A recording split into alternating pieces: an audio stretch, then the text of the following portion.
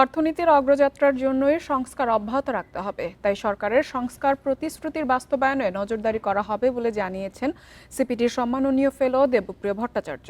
বৃহস্পতিবার রাজধানীর পল্টনে বাংলাদেশের রিফর্ম ট্র্যাকার ও ইআরএফ এর সমঝোতা সই অনুষ্ঠানে তিনি এসব কথা বলেন। অনুষ্ঠানে তথ্যমন্ত্রী জানান, ডিজিটাল সিকিউরিটি আইন ও টেলিকম নীতিমালার পর্যালোচনা শুরু করেছে সরকার। আর্থিক খাতে শৃঙ্খলা ফেরাতে ও পাচার হওয়া অর্থ উদ্ধারের উদ্যোগ নিয়েছিল অন্তর্বর্তী সরকার। সেই সঙ্গে হাতে নিয়েছিল দুদক সংস্কার, বিদ্যুৎ ও জ্বালানি খাতের বিশেষ আইনের অধীনে করা চুক্তিগুলোর পুনর্মূল্যায়ন সহ কয়েক ডজন সংস্কার প্রক্রিয়া। তবে বিশ্লেষকরা বলছেন, আমলাতন্ত্রের চাপে কয়েক মাসেই স্থবির হয়ে পড়েছিল উদ্যোগগুলো। 200-র বেশি সার্ভিস ও ফিচারে লেনদেনের সব বিকাশ অ্যাপে সম্ভব। জুলাই আন্দোলন জনগণের মাঝে সংস্কারের আকাঙ্ক্ষা তীব্র করেছে বলে মনে করেন গবেষকরা। তবে অন্তর্বর্তী সরকারের কোনো অর্থনৈতিক দর্শনই ছিল না বলে অভিমত তাদের।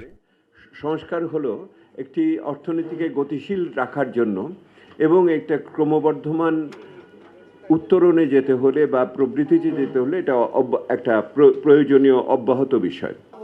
অনুষ্ঠানে বলা হয়, সংস্কার প্রক্রিয়ায় স্বচ্ছতা, জবাবদিহিতা ও নজরদারি থাকতে হবে। এক্ষেত্রে বাংলাদেশ রিফর্ম ট্র্যাকার ও ইআরএফ একসাথে কাজ করবে।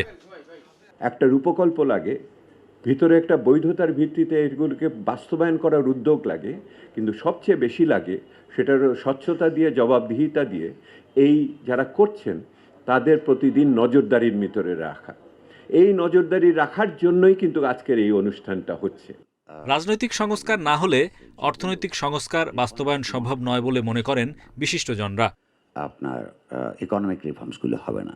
তথ্যমন্ত্রী জানান, আগের সরকারের ভুল থেকে শিক্ষা নিয়ে নির্বাচনী প্রতিশ্রুতি পূরণে তৎপর বিএনপি সরকার। ডিজিটাল সিকিউরিটি অ্যাক্টকে আমরা পুনর্মূল্যায়ন করতে চাচ্ছি। আমরা সকলের জন্য নিরাপত্তা বিধান করার প্রতিশ্রুতি ঘোষণা করেছি।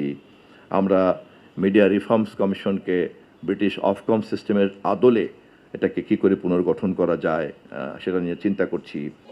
রিফর্ম ট্র্যাকার প্ল্যাটফর্ম সাধারণ নাগরিক, গণমাধ্যম কর্মী, উদ্যোক্তা ও গবেষকদের সমন্বয়ে দেশব্যাপী কাজ করবে। সংস্কার কতটুকু বাস্তবায়ন হলো? Hari Saha, independent news, Dhaka.